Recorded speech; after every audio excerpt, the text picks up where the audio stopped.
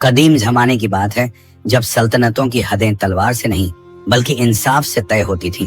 उस दौर में एक बादशाह था, सुल्तान आरिफुद्दीन। उसका तख्त ऊंचा था, दौलत बेहिसाब और रियाया उसके अदल की मिसालें दिया करती थी। मगर तमाम इज्जत और इख्तियार के बावजूद उसके दिल में एक सन्नाटा था, औलाद की कमी का सन्नाटा। सुल्तान के महल में हर चीज थी, मगर उस चुप्पी का इलाज नहीं जो रात के सन्नाटे में उसके सीने पर उतर आती। जब वह नमाज के बाद अकेला बैठता तो उसके होंठों से सिर्फ एक दुआ निकलती, या रब मुझे एक वारिस अता कर जो मेरे नाम के साथ मेरा दिल भी आगे ले जाए।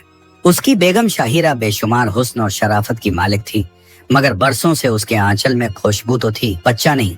दोनों ने हर तदबीर आजमाई, हकीम, ताबीज, दुआएं, सब कुछ, मगर मुकद्दर ने जैसे कोई पर्दा डाल दिया था। एक रात सुल्तान बहुत बेचैन होकर अपने महल की छत पर टहल रहा था। चांद आसमान में टंगा था, हवाओं में खामोशी थी और रूह किसी अनकहे दर्द में झूल रही थी। उसी बेचैनी में उसकी आंख लग गई और उसने एक अजीब ख्वाब देखा। एक बूढ़ी औरत सफेद लिबास में हाथ में तस्बीह लिए उसके सामने खड़ी थी।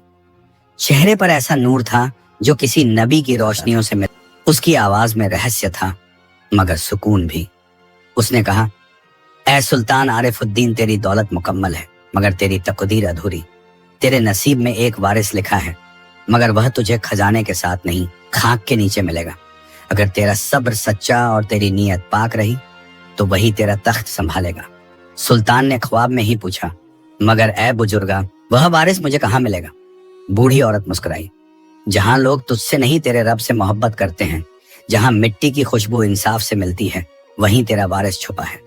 इतना कहकर वह गायब हो गई और सुल्तान की आंख खुल गई। उसके माथे पर पसीना था और दिल हलचल। उसने गहरी सांस ली और कहा, रब की कसम, तो मैं उस वारिस को ढूंढ निकालूंगा। सुबह फजर की अजान के साथ ही वह महल की मस्जिद में दाखिल हुआ, नमाज अदा की और सिजदे में गिर पड़ा। उसके लफ्ज कांप रहे थे, या इलाही, अगर तूने मेरे हिस्से में एक अमानत लिखी है तो मुझे उसे पहचानने की तौफीक दे। उस दिन दरबार में किसी को उसकी तबीयत का अंदाजा न हुआ, मगर शाम होते होते उसने अपने वजीर नसीर को बुलाया और कहा, नसीर, मैं एक सफर पर निकलना चाहता हूँ, ऐसा सफर जो किसी तख्त या ताज के लिए नहीं बल्कि अपने खुद के खून की तलाश में होगा। वजीर ने हैरत से पूछा, जहां पनाह, आप इस उम्र में? सुल्तान ने जवाब दिया, नसीर की तन्हाई हुकूमत से बड़ी हो जाए तो तख्त बोझ बन जाता है। उसने सब कुछ तय कर लिया। रात के अंधेरे में जब महल की मशालें बुझने लगीं और पहरेदार ऊँघने लगे, सुल्तान ने अपने शाही लिबास उतारे, सादा कपड़े पहने और एक मुसाफिर के भेष में निकल पड़ा। महल के फाटक से बाहर कदम रखते हुए उसने एक बार पीछे मुड़कर देखा। वह जगह जिसने उसे सब कुछ दिया था, अब उसकी आंखों में सिर्फ धुंधली परछाई थी। उसने धीमी आवाज में कहा, मेरे मालिक, अब मेरी सल्तनत तेरे हवाले और मेरा सफर तेरे नाम। और इस तरह शुरू हुआ सुल्तान आरिफुद्दीन का वह सफर जो सिर्फ जमीन पर नहीं बल्कि तकदीर के पन्नों में लिखा गया था। सुल्तान आरिफुद्दीन ने जब कदम बाहर रखा तो उसने अपनी रियासत को पीछे छोड़ दिया, जैसे कोई शहंशाह अपने तख्त को नहीं बल्कि अपनी तन्हाई को छोड़कर जा रहा हो। उसके चेहरे पर सादगी का नकाब था, हाथ में पुराना आसा और दिल में एक दुआ, या रब, जिसको तूने मेरा वारिस लिखा है उसी तक मेरे कदम पहुंचा। कई दिन और कई रातें सफर में बीती। सुल्तान ने न नाम बताया न पहचान। लोग उसे एक मुसाफिर समझते, वह बस मुस्कुरा देता। कभी किसी मस्जिद में टिक जाता, कभी किसी दरख्त के नीचे सिजदा कर लेता। उसके लहजे में अब हुकूमत नहीं, बंदगी थी। एक शाम वह एक छोटे से गांव पहुंचा, झोंपड़ियां सादी, लोग गरीब मगर सीरत में रोशन। वहीं उसे एक बूढ़ा मोची मिला जो टूटी चप्पलों में भी मुस्कुराहट सीने का हुनर रखता था। सुल्तान ने उससे पानी मांगा। बूढ़े ने अपने घर की मिट्टी से सनी लोटे में पानी दिया और कहा, मेहरबान अजनबी, यहाँ दौलत नहीं मगर दुआएं बहुत हैं। सुल्तान ने पूछा, तेरे घर में कौन रहता है? मोची ने जवाब दिया, बस मैं और मेरी बेटी जोहरा। मेरी उम्र अब बस रोटियां गिनने की रह गई है, मगर उसकी हया मेरी आंखों की ठंडक है। रात को जब सुल्तान उस बूढ़े के घर ठहरा तो जोहरा ने पर्दे के पीछे से खाना रखा, सादा मगर नीयत से पका हुआ। सुल्तान ने एक निवाला खाया और महसूस किया कि उस लुकमे में सुकून है जो किसी महल के सोने के बर्तनों में भी न मिला था। उसने पूछा, यह खाना तूने बनाया? पर्दे के पीछे से धीमी आवाज आई, हाँ, मगर नेमत तो अल्लाह की है। वो लहजा सुल्तान के दिल में उतर गया।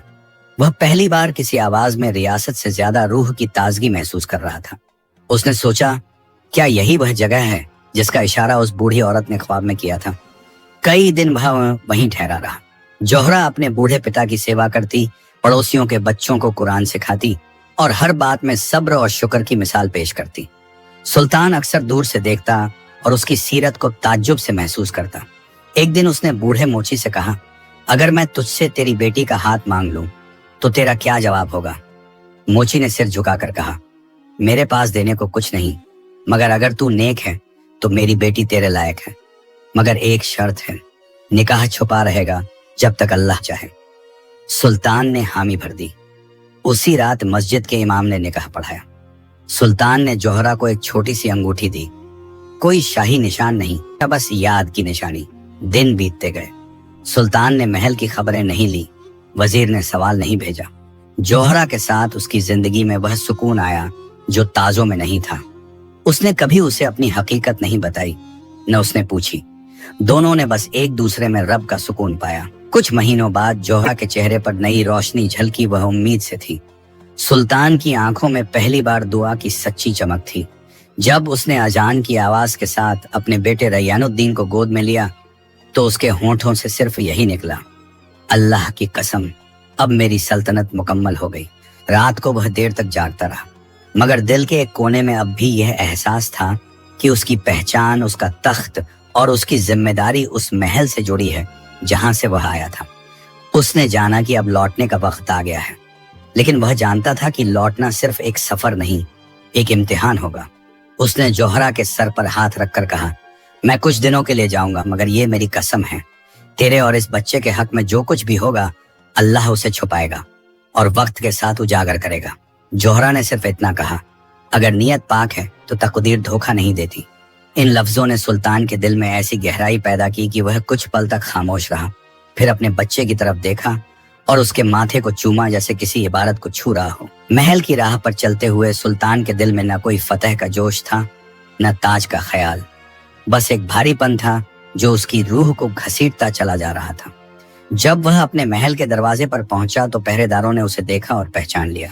सुल्तान के लौटने की खबर पल भर में दरबार तक पहुंची। वजीर नसीर ने दौड़कर उसका इस्तकबाल किया, मगर उसकी आंखों में सुल्तान की थकान का रस झलक रहा था। सुल्तान जब अपने शाही कमरे में दाखिल हुआ तो हर चीज वैसी ही थी जैसी वह छोड़कर गया था, मगर उसकी नजर अब उन चीजों में सुकून नहीं ढूंढ पा रही थी। उसने आईने में खुद को देखा, वही चेहरा, मगर निगाहें अब हुकूमत से ज्यादा इंसानियत थी। उसकी बेगम शाहिरा कमरे में दाखिल हुई और जब उसने इतने महीनों बाद अपने शौहर को देखा तो उसकी आंखें भर आईं, मगर दिल में एक अनजाना शक भी उभरा। उसने पूछा, जहां पनाह, आप इतने दिनों कहाँ रहे? ना कोई पैगाम, ना कोई खबर।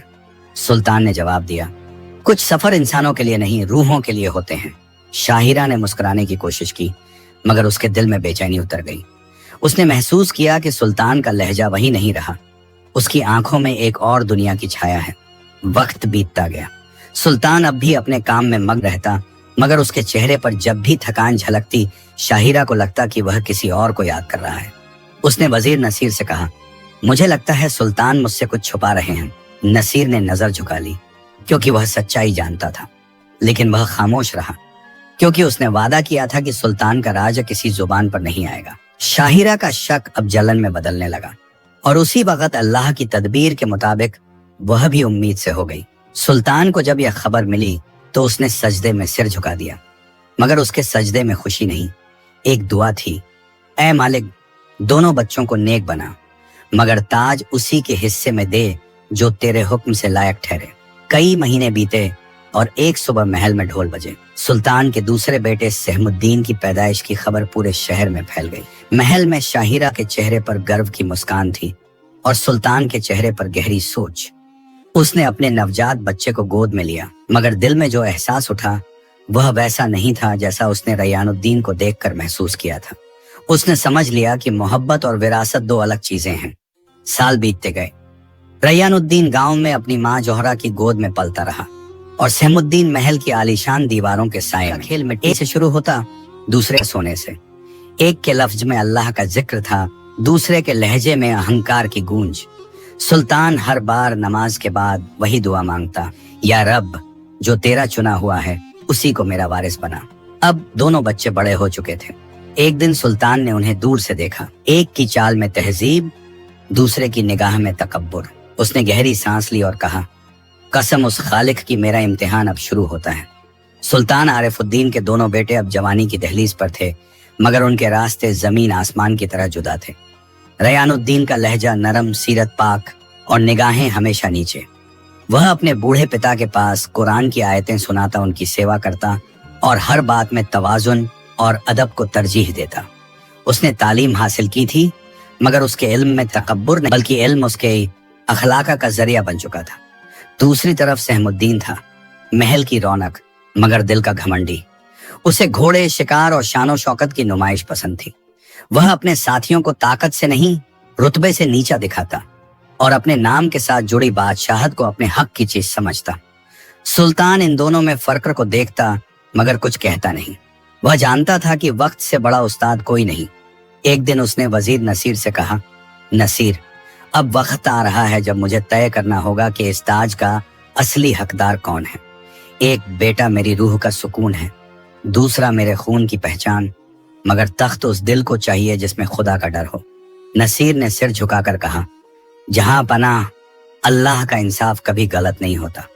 कई हफ्तों बाद एक शाही ऐलान अपने दोनों बेटों के साथ शिकारगाह जाएगा, ताकि उनके दिल और नीयत का अंदाजा खुद लगा सके। दोनों को खबर मिली। सहमुद्दीन ने इसे एक मुकाबले की तरह लिया, जबकि रैयानुद्दीन ने इसे एक अमानत समझा। सुबह जब दोनों रवाना हुए तो दोनों की आंखों में अलग रंग की चमक थी, एक में अहंकार की, दूसरे में तवक्कुल की। शिकारगाह पहुंचे तो सुल्तान ने उन्हें कहा, आज कोई इनाम नहीं, कोई ताज नहीं, बस इम्तिहान है। जो सब्र से चलेगा वही मेरी नजर में जीतेगा। उन्होंने दोनों को अलग अलग राह पर भेजा। रैयानुद्दीन धीरे धीरे चलता गया, हर जानवर को देखकर कहता, हर जिंदा चीज रब की अमानत है। दूसरी तरफ सहमुद्दीन अपनी ताकत का प्रदर्शन करता हुआ शोर मचाता, तीर चलाता और अपने गुलामों से कहता, देखना, आज मैं ऐसा शिकार लाऊंगा कि बादशाह भी दंग रह जाए। दोपहर ढलने को थी जब दोनों एक ही मैदान में आ मिले। सामने एक हिरन था, खूबसूरत, हल्का सफेद और भागते हुए हवा को चीरता हुआ। दोनों ने एक ही वक्त पर अपनी कमान उठाई। रैयानुद्दीन के तीर में रहम था, सहमुद्दीन के तीर में गुरूर। तीर छोड़े गए, मगर किस्मत ने चाहा कि दोनों साथ चलें और हिरन के पास जाकर एक दूसरे से टकरा जाएं। हिरन बच गया, मगर दोनों भाइयों की निगाहें अब एक दूसरे पर थीं। सहमुद्दीन ने तीखे लहजे में कहा, अपने आप को बहुत पाक समझते हो, मगर तीर चलाना नहीं आता। रैयानुद्दीन ने नरमी से कहा, जो जरूरत से ज्यादा तीर चलाता है वो अक्सर निशाने से भटक जाता है। ये लफ्ज सहमुद्दीन के दिल में आग की तरह उतर गए। उसने कहा, तुम्हें लगता है कि इल्म और नरमी से ताज मिल जाएगा? तख्त ताकत से मिलता है। रैयान ने जवाब दिया, जिस तख्त की नींव ताकत पर रखी जाए वो हमेशा जुल्म पर गिरता है। सुल्तान दूर से खड़ा सब देख रहा था। उसने अपने दिल में महसूस किया कि दोनों की रगों में उसका खून बहता है, मगर दोनों की रूहें अलग रास्तों पर चल पड़ी हैं। उसने सोचा, इम्तिहान अब शुरू हुआ है, मगर इसका अंजाम वही जाने जो दिलों के राज जानता है। उस रात जब दोनों वापस लौटे, सुल्तान ने किसी को कुछ नहीं कहा, मगर उसी वक्त से उसकी निगाह में एक फैसला उतर चुका था। एक बेटा विरासत का हकदार है और दूसरा उस हक का इम्तिहान। सुल्तान आरिफुद्दीन अब उम्र के उस मुकाम पर था जहां आंखों की रोशनी तो बाकी थी, मगर दुनिया की चमक फीकी पड़ चुकी थी। उसने ताज को छुआ और अपने दिल से पूछा कि आखिर वह किस सिर के लिए इसे छोड़ना चाहता है। दोनों बेटों की तस्वीरें उसके सामने थी, मगर फैसला किसी के हक में करना उसके बस में नहीं था। उसने सोचा कि अब उसे कोई ऐसी कसौटी तय करनी होगी जहां इल्म और ताकत दोनों की परख हो सके। उसने वजीर नसीर को बुलाया और कहा, अब वक्त आ गया है कि तख्त का वारिस तय किया जाए, मगर ए नसीर, ताज उसे नहीं मिलेगा जो ताकतवर है, बल्कि उसे जो नेक और रहम दिल साबित होगा। नसीर ने कहा, जहां पनाह, अगर ये इम्तिहान अल्लाह के नाम पर है तो नतीजा भी उसी की मर्जी से आएगा। सुल्तान ने जवाब दिया, मैं जानता हूँ, इंसान को नीयत का सबूत देना पड़ता है। उसने दरबार में ऐलान किया कि अगले 40 दिनों में जो अपने काम और किरदार से नेक साबित होगा वही ताज का असली हकदार ठहरेगा। सहमुद्दीन ने यह सुना और उसके दिल में जलन भड़क उठी। उसने कहा, अगर ताज के लिए नेक होना जरूरी है तो नेक बनना भी मेरे बस में है। वह अपने सलाहकारों के पास गया और कहा, मुझे ऐसा रास्ता बताओ जिससे लोगों की नजर में मैं रहम दिल नजर आऊं। भले दिल में कुछ और हो, انہوں نے جھوٹے صدقات، بناوٹی مہربانیاں اور دکھاوے کے کام سجھائے۔ سہم الدین نے وہی کرنا شروع کیا۔ اس نے بازار میں غریبوں کو سکے بانٹے، مگر دل میں یہ خیال رکھا کہ جب تاج اس کے سر پر آئے گا تو سب اس پر جھکیں گے۔ دوسری طرف ریان الدین اپنے گاؤں میں تھا۔ اس سے نہ اعلان کی خبر پہنچی، نہ تخت کی چاہ۔ وہ اپنے بوڑھے پڑوسی کی دیکھ بھال کرتا، بچوں کو قرآن سکھاتا اور اپنی ماں جوہرا کی خدمت میں رہتا۔ اس کی ہر دعا میں اپنے پتا کے لیے بھلائی ہوتی، نہ کہ تاج کے لیے۔ محل میں اب حالات بدلنے لگے تھے۔ سلطان کو محسوس ہوا کہ سہم الدین کی مہربانیاں زمین سے زیادہ دیواروں پر اثر ڈالتی ہیں۔ افواہیں پھیلنے لگیں کہ سلطان اپنے چھوٹے بیٹے کو تاج دینا چاہتا ہے۔ سہم الدین کے من میں شک کی دیواریں اور اونچی ہو گئیں۔ اس نے کہا، اگر مجھے روکنے کی کوشش ہوئی تو میں محل کی نیم ہلا دوں گا۔ وزیر نصیر کو اس سازش کی بو آنے لگی۔ اس نے سلطان سے کہا، جہاں پناہ، کچھ لوگ آپ کی سلطنت کے نام پر آپ کی روح سے کھیل رہے ہیں۔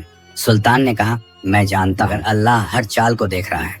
ایک رات سہم الدین نے اپنے کچھ وفاداروں کو بلایا اور کہا، اب وقت آ گیا ہے کہ میں تاج کے راستے کی ہر رکاوٹ مٹا دوں۔ جو میرے پتا کے کانوں میں جھوٹ بولے گا اسے سونے سے نوازوں گا، اور جو میری راہ میں آئے گا اسے مٹا دوں گا۔ اسی رات اس نے جھوٹے کاغذات تیار کروائے جس میں لکھا گیا کہ ریان الدین محل کی دولت میں حصے داری چاہتا ہے اور وہ غداری کی سازش کر رہا ہے۔ وزیر کو یہ کاغذات ہاتھ لگے، مگر سلطان تک پہنچنے سے پہلے ہی وہ راستے میں روک لیا گیا۔ سہم الدین نے اب نہ صرف اپنے بھائی کے خلاف زہر گھولا بلکہ اپنے پتا کی آنکھوں میں شک کا بیج بو دیا۔ اگلی صبح دربار میں جب یہ جھوٹے ثبوت پیش کیے گئے تو دربار میں خاموشی چھا گئی۔ سلطان نے ان کاغذوں کو دیکھا اور گہرائی سے سوچا۔ اس نے کچھ نہیں کہا، بس دھیرے سے اپنی انگوٹھی اتاری اور کہا، اگر یہ سچ ہے تو میں اس دن کے انتظار میں رہوں گا جب اللہ خود فیصلہ کرے گا، مگر اگر یہ جھوٹ تو وہ دن اس جھوٹ کے بولنے والے کی آخری صبح ہوگی۔ سہم الدین نے سر جھکا لیا، مگر اس کی آنکھوں میں وہ آگ اب اور تیز جل رہی تھی۔ اس نے من ہی من کہا، اب وقت ہے اس بھائی کو مٹانے کا جس کی موجودگی میرے تاج کی سب سے بڑی رکاوٹ ہے۔ سہم الدین کے دل میں اب وہ زہر اتر چکا تھا جو نہ تاج سے بجھ سکتا تھا نہ محبت سے۔ اس نے ٹھان لیا کہ جب تک ریان الدین زندہ ہے تب تک تخت اس کا نہیں ہو سکتا۔ اس نے اپنے غلاموں اور صلاحکاروں کو بلایا اور کہا، اب کوئی چال ایسی چلی جائے گی جس کے بعد نام بھی مٹ جائے اور نشان بھی نہ بچے۔ اس نے سب کو تاکید کی کہ کوئی خبر باہر نہ نکلے، اور جو اس کی مرضی سے ہٹے گا اس کا انجام وہی ہوگا جو غداری کا ہوتا ہے۔ ریان الدین اس وقت گاؤں میں اپنی ماں جوہرا کے پاس تھا۔ ایک صبح محل سے سندیش آیا کہ سلطان دونوں بیٹوں کو ایک ساتھ آخری شکار کے لیے بلا رہے ہیں۔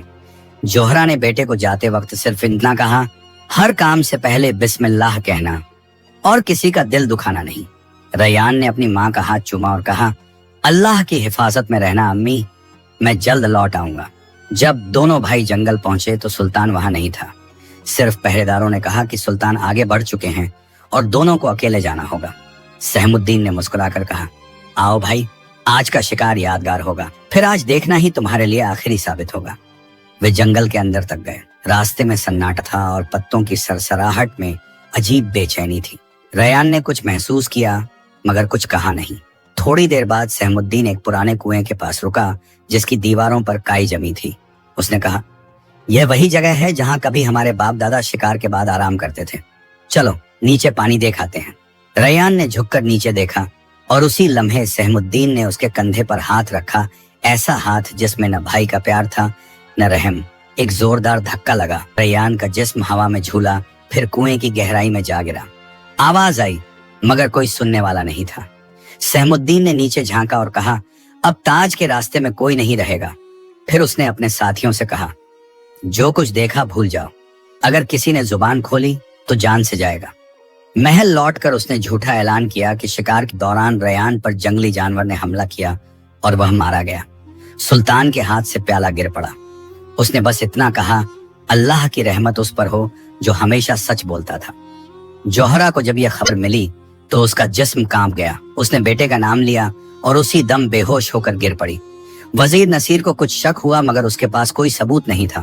اس نے سلطان سے کہا، جہاں پناہ، جو باتیں آنکھیں دیکھ نہیں سکتی انہیں وقت دیکھتا ہے۔ سچ دیر سے آتا ہے مگر آتا ضرور ہے۔ سلطان نے کہا، اگر میرا بیٹا زندہ ہے تو اللہ اسے سنبھال لے گا، اور اگر مرا روح اسے جنت میں پائے گی۔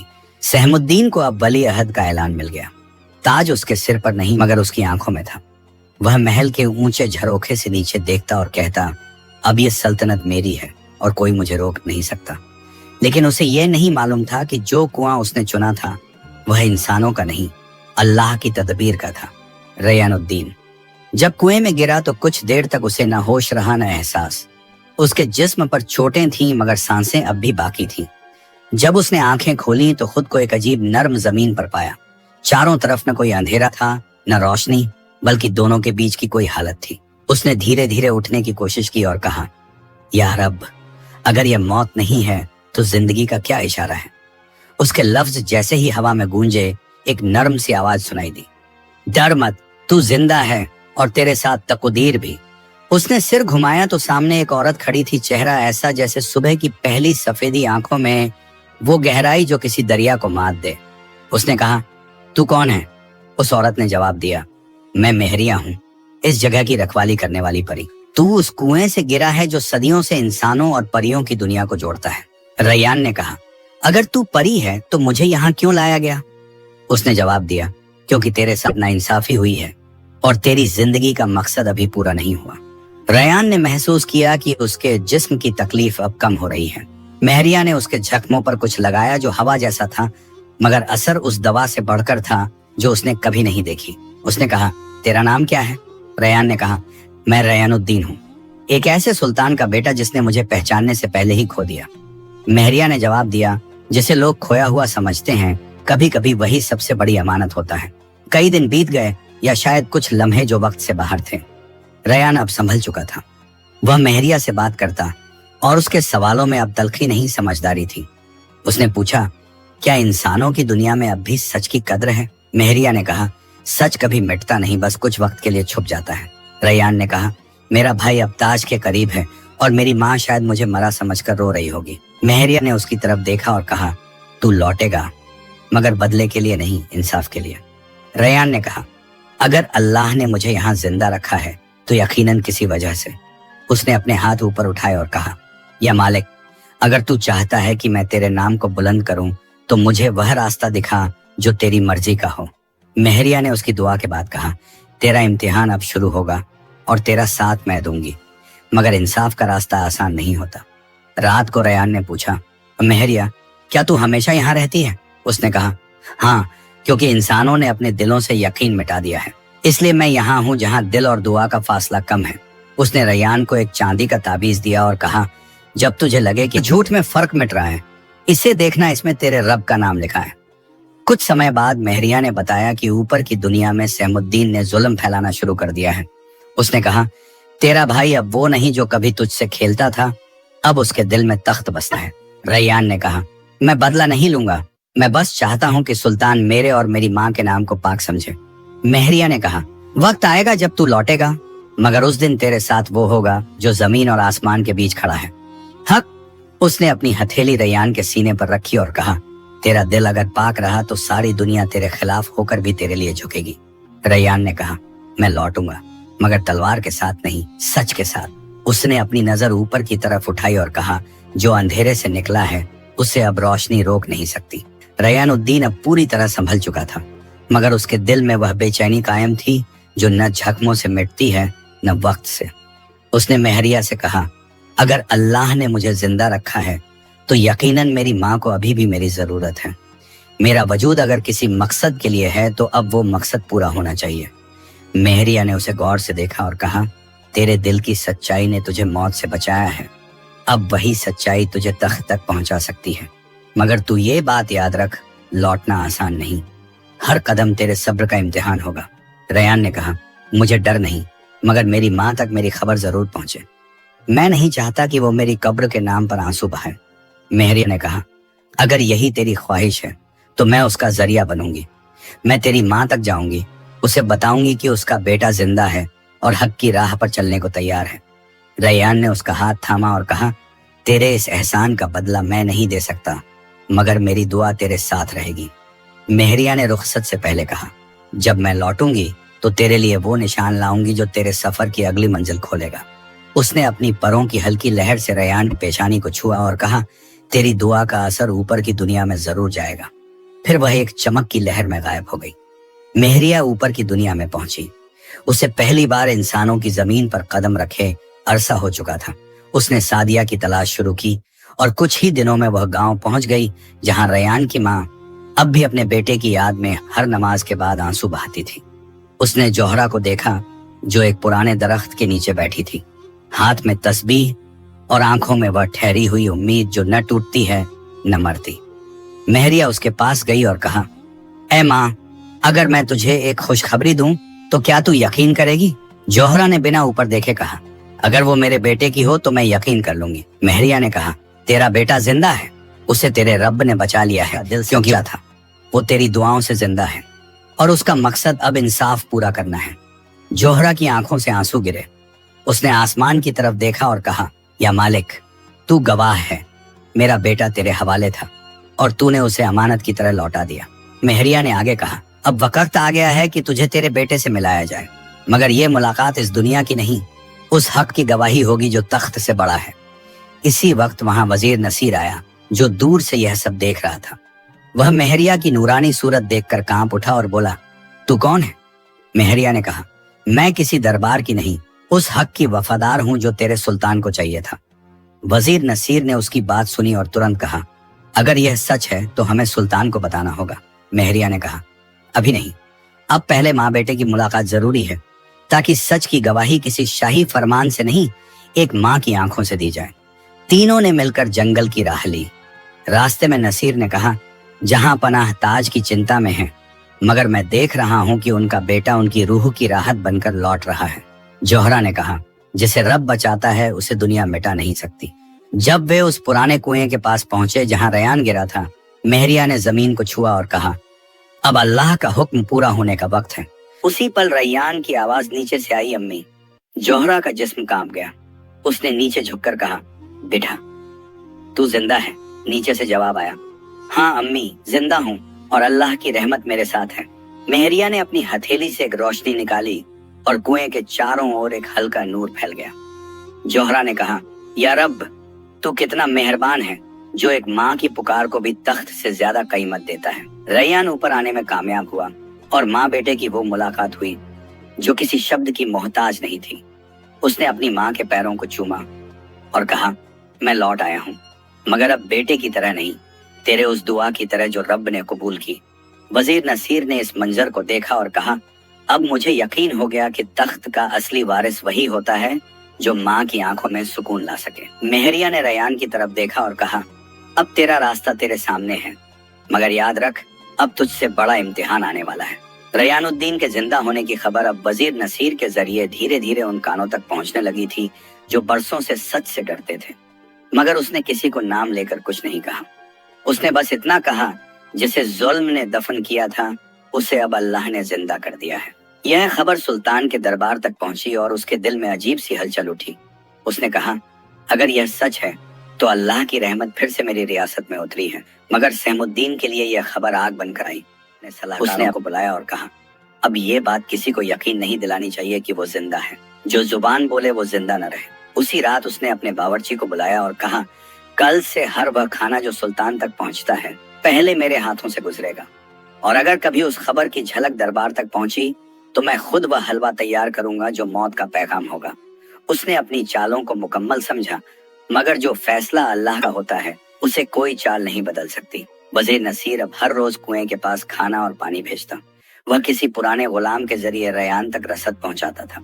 एक दिन वही गुलाम महल के बावर्ची खाने में पहुंचा और उसने बताया कि खाना अब सीधे दरबार से भेजा जाएगा ताकि रयान की जान बचाई जा सके। यह बात सुनते ही सहमुद्दीन ने मुस्कुराकर कहा, अब वक्त आ गया है कि मैं अपने दुश्मन को उसी के नसीब से मारूं।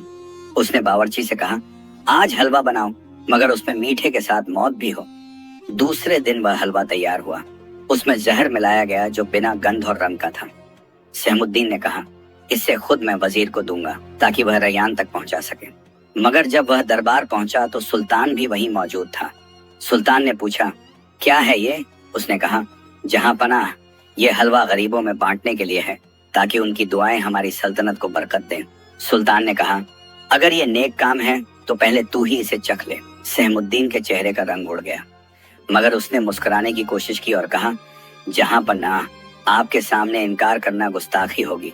उसने हलवे का एक टुकड़ा लिया और उसी लम्हे उसकी आंखों में डर की परछाई उतर गई। कुछ ही पलों में उसका चेहरा नीला पड़ने लगा, उसके होंठ कांपे और उसकी सांसें लड़खड़ा गईं।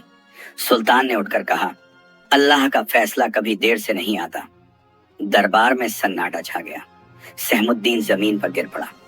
उसने अपने कांपते होंठों से कहा, मैंने अपने भाई के खिलाफ जुल्म किया, अब मुझे माफ कर दो।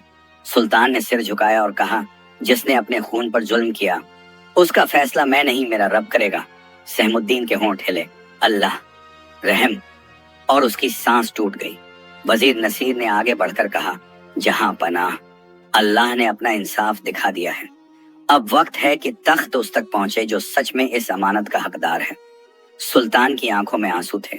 उसने आसमान की तरफ देखा और कहा, मैंने आज अपने खुद के हाथों से देखा कि झूठ का सिर हमेशा झुकता है और सच्चाई का सिर कभी नहीं।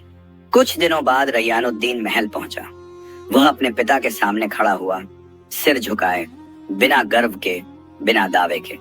सुल्तान ने आगे बढ़कर उसे गले लगाया और कहा, तू वो नहीं जो मेरा बेटा है, तू वो है जो मेरी रूह की ताबीर है। रैयान ने कहा, मैं ताज नहीं चाहता, मैं बस चाहता हूं कि इस सल्तनत में कोई भूखा ना रहे और कोई झूठ ताकतवर न बने। सुल्तान ने कहा, अब वक्त आ गया है कि ताज उसी सिर पर रखा जाए जिसके दिल में खुदा बसता है। उसने ताज उठाया और कहा, आज से मेरा वारिस रैयानुद्दीन है और यह सल्तनत अब रहमत की सल्तनत होगी, ना कि ताकत की। उस दिन दरबार में हर जुबान पर एक ही जुमला था, सुभान अल्लाह, अल्लाह का इंसाफ बेमिसाल है। रैयानुद्दीन जब तख्त के सामने खड़ा हुआ तो उसके सीने में कोई फतह का एहसास नहीं था। उसने अपने सिर को झुकाए रखा और कहा, अब्बा हुजूर, मैं इस ताज को बोझ समझता हूँ, इनाम नहीं। मैं ताज नहीं चाहता, मैं बस यह चाहता हूँ कि इस सल्तनत में कोई भूख, कोई अन्याय और कोई जुल्म बाकी न रहे। सुल्तान आरिफुद्दीन ने उसकी तरफ देखा और कहा, बेटा, ताज उसी के सिर पर रखा जाता है जो खुद इसे न चाहे। यही वजह है कि तू इसका हकदार है। वजीर नसीर ने आगे बढ़कर कहा, जहां पनाह, अगर अल्लाह ने आपको 2 बेटे दिए तो अब वक्त है कि यह सल्तनत उस अमानत को सौंप दी जाए जो अल्लाह के नाम पर बनी है। सुल्तान ने अपने कांपते हाथों से ताज उठाया, रैयान के सिर पर रखा और कहा, इस ताज की हिफाजत तेरी तलवार नहीं करेगी, तेरी नीयत करेगी। याद रख, तख्त की उम्र उतनी होती है जितनी उसमें रहम की जगह बाकी रहती है। रैयान ने कहा, मैं आपकी नसीहत को अपनी रूह में रखूंगा। मेरी कोशिश ये होगी कि जो भूखा हो उसे खाना मिले, जो यतीम हो उसे आसरा मिले और जो गुनाहगार हो उसे तौबा का मौका मिले। उसने दरबार में मौजूद हर शख्स की तरफ देखा और कहा, अब से कोई दरवाजेगा। इस सल्तनत में कोई फर्क अमीर और गरीब का नहीं होगा, क्योंकि सबका रब एक है। सुल्तान ने कहा, अब मैं चैन से मर सकूंगा, क्योंकि मैंने अपनी आंखों से देखा कि मेरा वारिस मेरा खून नहीं, मेरा ईमान है। उसने रैयान को गले लगाया और कहा, मुझे यकीन था कि जो ख्वाब उस बूढ़ी औरत ने दिखाया था वो हकीकत में बदलना ही था। तू वही वारिस है जो छुपा हुआ लिखा गया था। रैयान ने सिर झुका लिया। उसने कहा, अब्बा हुजूर, अब मैं चाहता हूं कि आप आराम करें और मैं आपकी दुआओं में सल्तनत की जिम्मेदारी उठाऊं। सुल्तान ने कहा, जब बेटा रूह की आंखों से देखना सीख ले तो बाप की आंखें बंद होना भी नेमत है। उसी शाम सुल्तान ने नमाज अदा की और सजदे में चला गया और वहीं उसकी रूह अपने रब के पास लौट गई। रैयान ने अपने पिता की जनाजे की नमाज खुद पढ़ाई। उसने कहा, ए अब्बा, आपने जो सल्तनत छोड़ी है वह जमीन की नहीं, उस अमानत की है जो अल्लाह ने मेरे हाथों में रखी है। उसकी आवाज में कोई रोना नहीं था, बस दुआ थी, या रब, जिस इंसाफ का सबक मेरे बाप ने मुझे दिया उसी को मेरी जिंदगी की किताब बना दे। कुछ महीनों बाद सल्तनत में नए कानून लागू हुए। हर हफ्ते का एक दिन गरीबों के लिए तय हुआ। ज़कात के खजाने से पहले खुद बादशाह का हिस्सा निकाला जाने लगा, ताकि कोई गरीब यह न कह सके कि उसका हक बचा रह गया। रैयान हर सुबह बाजारों का जायजा लेता, मस्जिदों में नमाज पढ़ता और यतीम खानों में जाकर बच्चों को कुरान की आयतें सिखाता। एक दिन वजीर नसीर ने कहा, जहां पनाह, अब आपकी सल्तनत 2 दुनियाओं में मशहूर हो चुकी है, इंसानों की और परियों की। तभी एक आवाज आई और दोनों में अब अमन है। यह महरिया की आवाज थी। वह रैयान के सामने आई और बोली, तेरा सफर मुकम्मल हुआ, अब तेरा इनाम मुकद्दर की किताब में दर्ज हो चुका है। रैयान ने कहा, अगर मेरी जिंदगी किसी का सुकून बन सके तो वही मेरा इनाम है।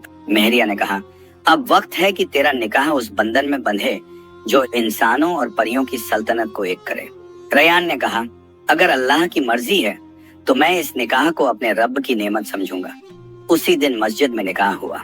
سادگی تھی مگر برکت ایسی کہ ہوا میں بھی دعا کی خوشبو تھی۔ مہریہ اب انسانوں کے بیچ رہنے لگی